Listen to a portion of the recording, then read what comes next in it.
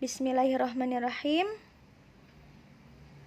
Assalamualaikum warahmatullahi wabarakatuh.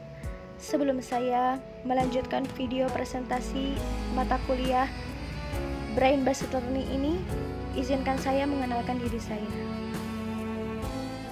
Nama Mia Aulia.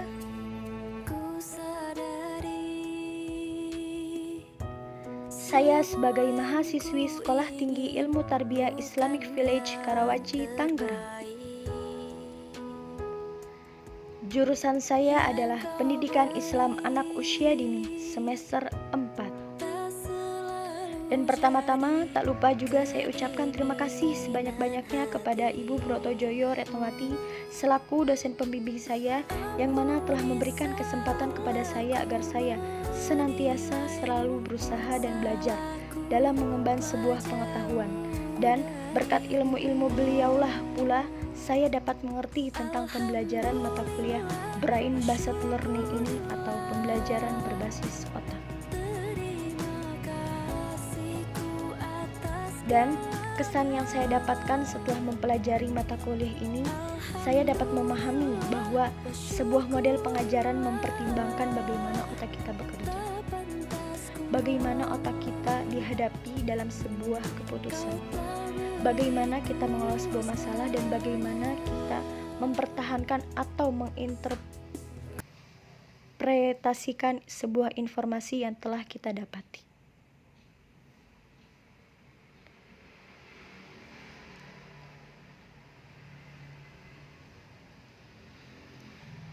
Dan judul yang akan saya bahas kali ini ialah motivasi dan imbalan. Tahukah kamu sebuah pertanyaan lazim apa yang umum diajukan oleh para guru? Bagaimana saya mampu untuk memotivasi siswa saya? Itu adalah satu pertanyaan yang sah, namun ada pertanyaan yang lebih baik untuk diajukan.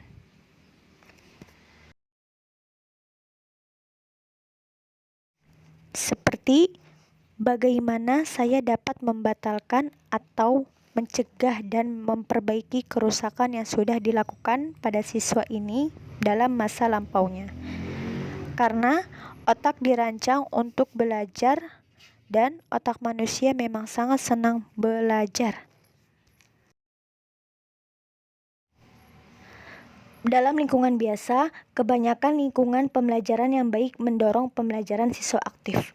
Otak yang sehat biasanya melakukan pilihan yang baik pula, tetapi otak yang tidak sehat sering melakukan pilihan yang tidak baik.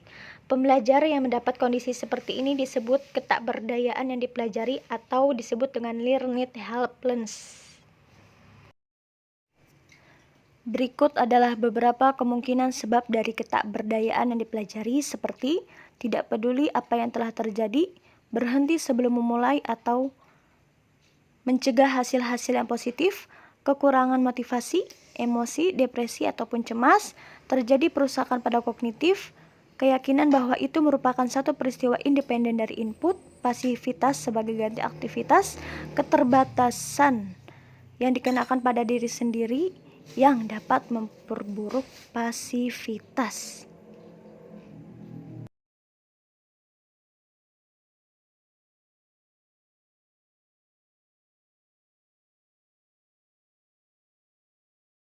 Motivasi dan imbalan. Kita semua memiliki dua sumber motivasi berbeda yang berlaku pada kita, yang timbul dari dalam atau disebut dengan intrinsik, dan berlaku dari luar atau disebut dengan ekstrinsik. Sumber intrinsik untuk motivasi pembelajar ialah ideal karena sudah jelas bahwa walaupun tanpa kontrol artifisial dari lingkungan, ruang kelas siswa sudah berprestasi. Ingatlah, semua manusia dilahirkan dengan motivasi intrinsik. Kita tidak dapat membutuhkan seseorang untuk memantaunya kecuali lingkungan otak antagonistik yang sudah ditetapkan. Efek merusak dari imbalan. Pembelajar merasa termanipulasi oleh imbalan, seperti ia merasa Anda hanya ingin supaya saya menggunakan cara Anda. Imbalan mengganggu alasan real bagi pembelajaran.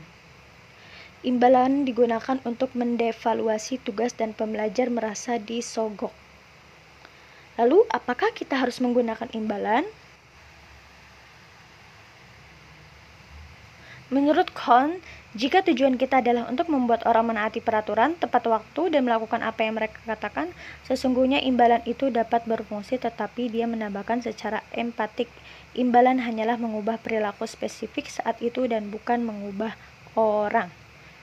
Jika tujuan Anda adalah membantu pembelajar untuk berprestasi secara autentik, imbalan sesungguhnya tidaklah berfungsi.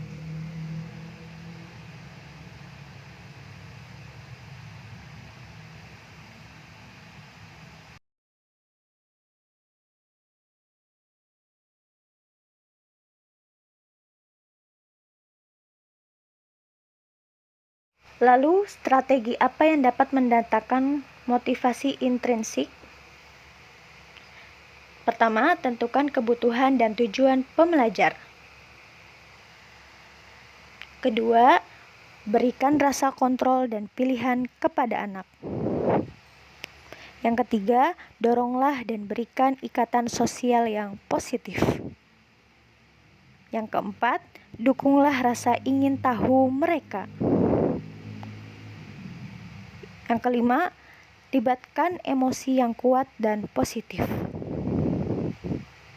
Yang keenam, berikanlah sebuah nutrisi yang memadai.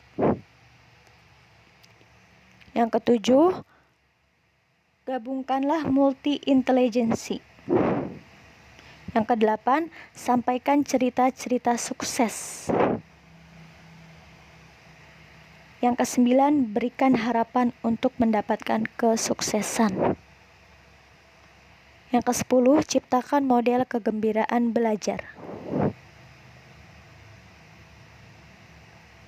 Baiklah teman-teman, cukup sekian presentasi saya kali ini. Jika mendapati kesalahan dan kekurangan, harap untuk dimaklumi. Wabillahi taufiq wal hidayah. Wassalamualaikum warahmatullahi wabarakatuh.